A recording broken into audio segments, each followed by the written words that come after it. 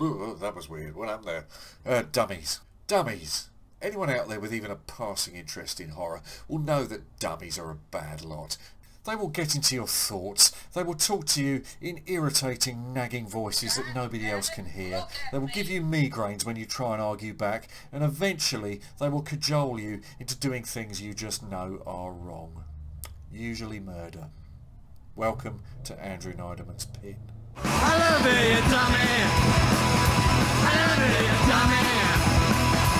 Love has nobody who's lower. I love it, you dummy. I love it, you dummy.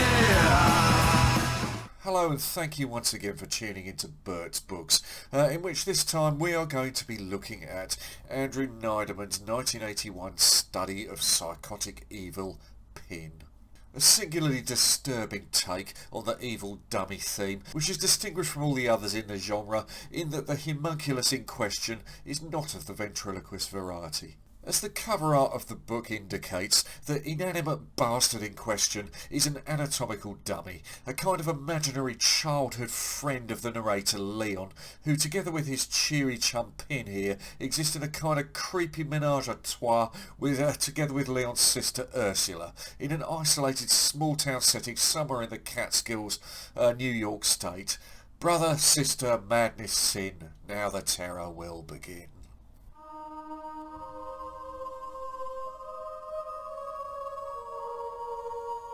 The novel opens to a somewhat catatonic tableau, which is described from the point of view of the narrator, Leon, as he passively sits in the company of his sister, gazing out of their front window into the snow, struggling to pull shapes and sounds out of the past.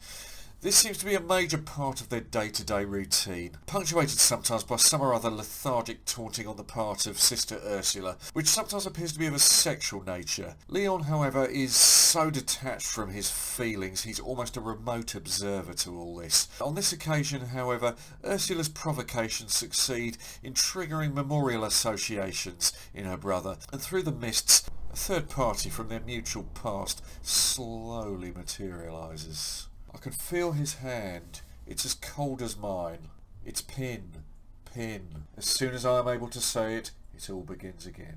We're transported back into this obscure past, in which our narrator is again in his customary position, gazing out at the snowfall. Only this time his musings are derailed by the smirking figure of Pin, who sits in the background, unsettling Leon with his mocking gaze and interrupting in a nasal, high-pitched voice. I think we have another case of the flu here, Doctor.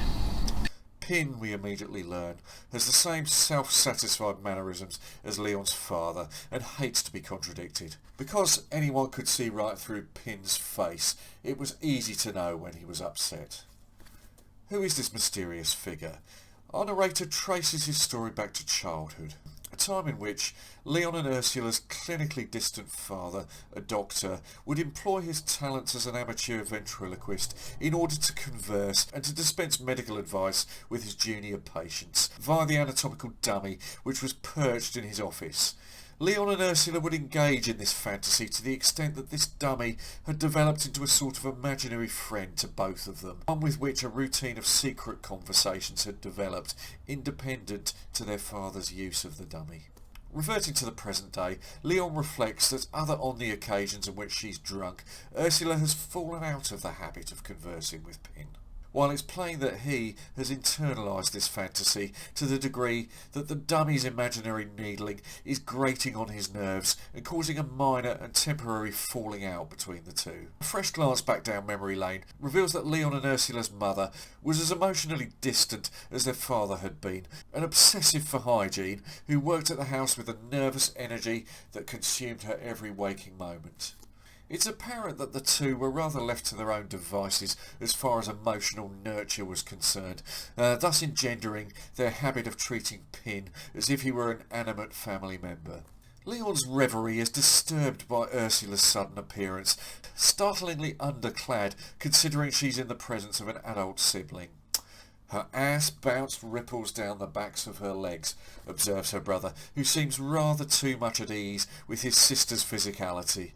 Ursula lives a somewhat cloistered existence as an employee of their local Hicktown library, while Leon, comfortable on the existence a healthy inheritance from their deceased parents allows, spends his time working on his modern epic poem, a kind of American Beowulf, of which he reads extracts in the evenings to his sister and Pin in front of a roaring fire in the front room of the comfortable home which they've also inherited. A recent night in which Ursula drank rather too much, brings us back to the subject of Leon's sister's physicality, specifically her relationship with what their father used to describe as the need, i.e. the sexual urge, a subject on which their father had been liberally frank with his scientific descriptions of the processes involved, in which he insisted on pronouncing the female apparatus as Vorgina. Ursula as a teenager seemed to have been far more prone to the need than her brother Leon, to the extent which that she became renowned as the campus tramp, a fact at which her brother positively bristled, though perhaps more out of jealousy than actual protectiveness. Chapter 2 further describes the doctor's ritualised conversations with Pin, intense affairs that the youthful and rather too impressionable Leon would witness in the surgery with some fascination. Pin is a top-of-the-line medical dummy. He's multi-jointed, poseable and accurate in every detail. Leon as a child is tolerated around the surgery to the extent that one day he inadvertently witnesses one of the older girls at his school undergoing a gynecological examination. While his father and Marilyn Myers remain oblivious to Leon's presence, Pin clocks Leon but doesn't give him away. Once the examination is over and both the doctor and patient are safely gone, Pin informs Leon that Marilyn had been rather too susceptible to the need and now has broken one of her ovaries. The doctor returns. He appears to be surprised to see Leon there and expresses his disapproval of his child carrying on conversations with Pin while not in his presence. Whenever his relationship with Pin appears to be threatened like this, Leon's reaction is a curious loss of feeling in his extremities. By contrast, the doctor has been fairly tolerant of Ursula's relationship with the mannequin, which she's christened at a fairly young age Pinocchio, which has been amended by Leon to the more generally accepted Pin. Home life, meanwhile, proceeds along parentally established lines, their mother's fastidiousness effectively isolating them from normal childhood friendships. Social visits are rare, and on one isolated occasion, at some point during their adolescence, a visit from one of Ursula's school friends proves to be memorable. Miriam Cohen is a tall, thin girl who, from Leon's viewpoint, is not the most attractive or popular. On arrival, Miriam and Ursula are banished to Ursula's bedroom on strict instructions not to show their faces for about an hour. Naturally, the curious Leon goes and eavesdrops at his sister's bedroom door, which he slyly pushes open to witness an awkward experiment in communal masturbation in progress. Miriam just isn't getting anything out of it. And when Ursula obliges her friend by rhythmically pressing her arse into it, Leon can't resist but to sneak into the room, exchange a conniving look with his sister, and then replaces her hands with his on the unwitting girl's butt cheeks. Naturally, this results in a traumatic denouement, a tearful Miriam fleeing for the exits, while Leon curls up in cruel adolescent mirth on the floor. We can't fail to get the picture at this point that Leon and his sister are not growing up in the healthiest emotional environment.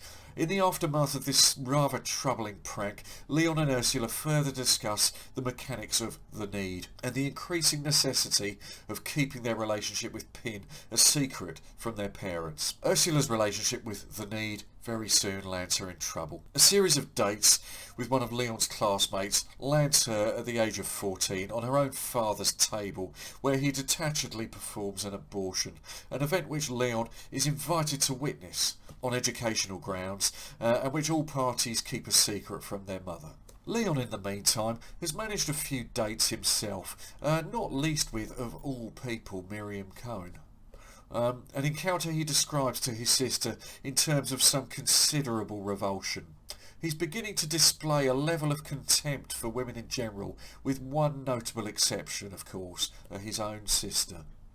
In the aftermath of the abortion, Ursula completely withdraws into herself as far as dating goes, the need now completely on the back burner. One fateful night, not long after this, they receive a call from a local patrolman who informs them that their parents have been caught in a car accident which has proven fatal. Leon's first reaction is to go and inform Pin, and rather than reveal any sort of grief at this news, events seem to have played directly into Leon's hands. Legally, he's now of an age that he can manage the household without any external interference. A sizable amount of money will fall into the children's hands via their father's various investments, and Neil can now move Pin from the surgery into the household, where they can now exist as a peaceful, if deeply disturbed, trio. Having turned 18, Ursula settles into the peaceful routine of her library job, and Leon occupies himself at home with his epic poem and his discussions with Pin. A one-off date between Leon and the notorious local bicycle Marcia Matterson culminates after a physical encounter in which Leon reveals his customary contempt and revulsion in a meeting between the unfortunate lady and Leon's special friend Pin. Marcia's reaction, we're told, was typical. She flees, turning only to cast a pitying look at Leon. This turns out to have been a somewhat isolated intrusion into the trio's existence, in which Leon contrives to perpetuate a kind of childlike dependency on Ursula's part, both on himself and the dummy. The situation is one that Leon clearly considers rather idyllic, hence the appearance of a fourth party, Stan, is a most unwelcome development. Ursula has encountered Stan down at the library, and when she first brings his name up at home, it's clear she's somewhat smitten with this young man who's been appearing at her workplace almost every day. Stanley Friedman is a Vietnam veteran whose combat injuries have left him with a wooden leg and a deep-seated hunger for some sort of spiritual answer to the horrors he's witnessed. Ursula is flattered or smitten enough to be somewhat oblivious to Leon's rather sneery reaction to her news, and now embarks on a series of dates with Stan, much to Leon's disapproval. Sitting one evening waiting for a distressingly late Ursula to return, Leon becomes increasingly fractious at Pin's apparent indifference to this turn of events, revealing an unsettling further level to the fantasy he's enmeshed in. Ursula returns, all full of Stan talk, fueling Leon's resentment and his resultant meanness even further. Pin admonishes Leon for his meanness towards his sister, persuading him to apologise, and once they've made up, Ursula suggests that she might bring Stan round to meet her brother and, Pin.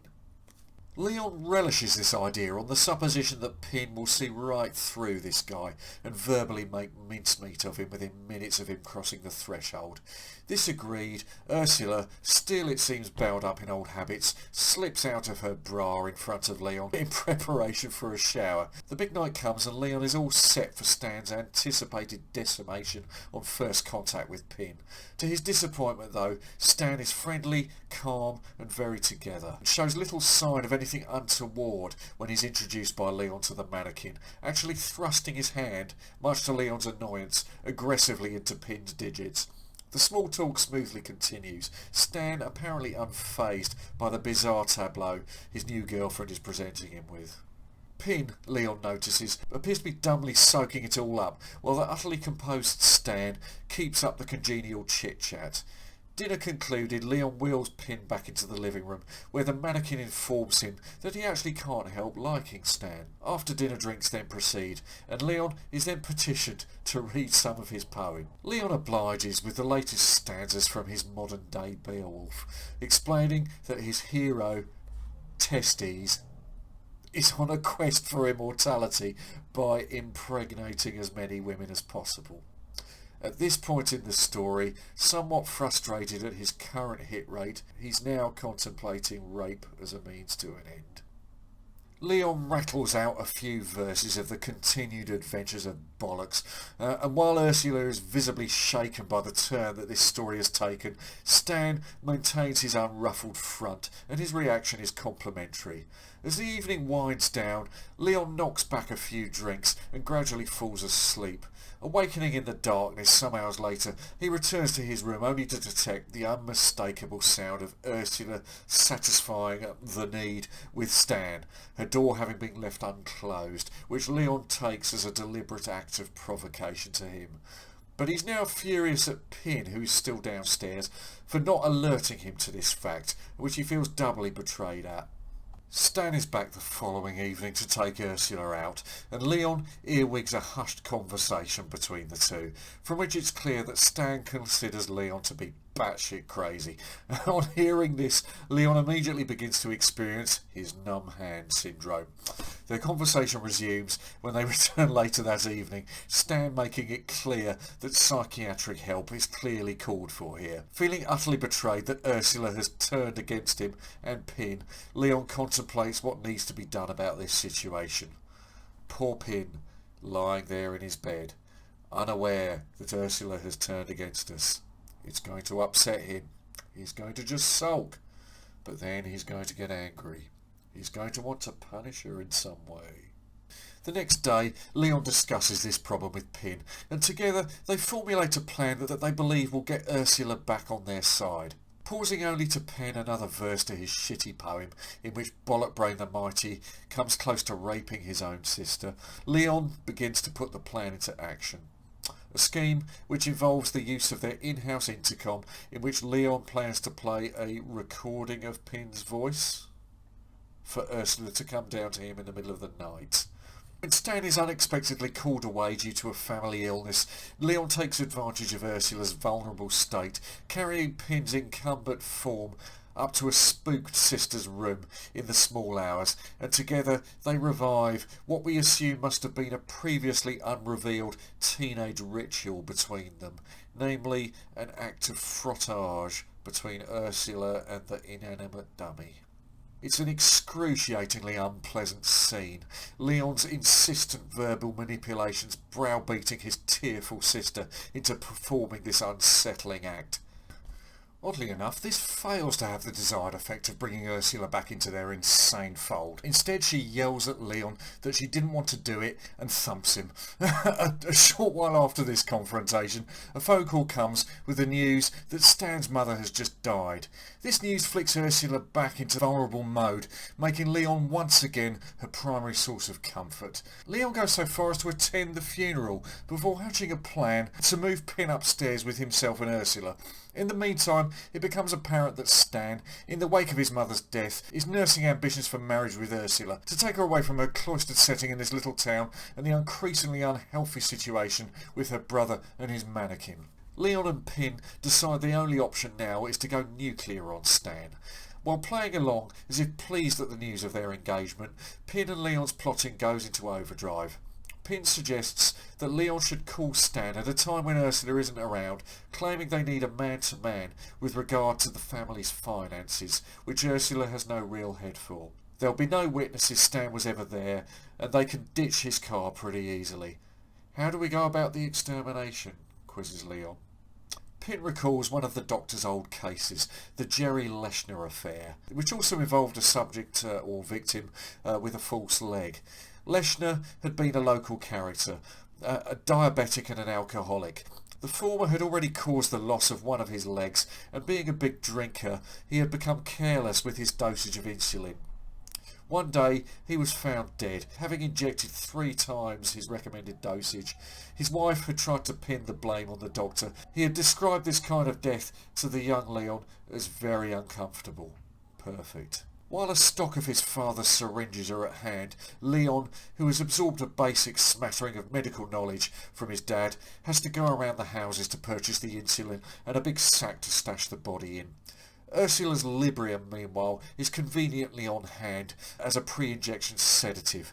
Leon also purchases some new socks and shoes in way of an alibi for his other activities. With Ursula safely out at work, their various materials neatly laid out, Leon makes the fateful call to Stan, who falls for this ruse without a murmur. On his arrival, Leon begins his spiel on the family stocks and shares, before casually offering his guest a heftily spiked scotch. Stan realises too late that he's been slipped something and slides to the floor in front of a vengefully gloating Leon, who takes his sweet time bantering with Pin before sliding in a hefty hit of insulin and settling down to observe the fearful symptoms occurring.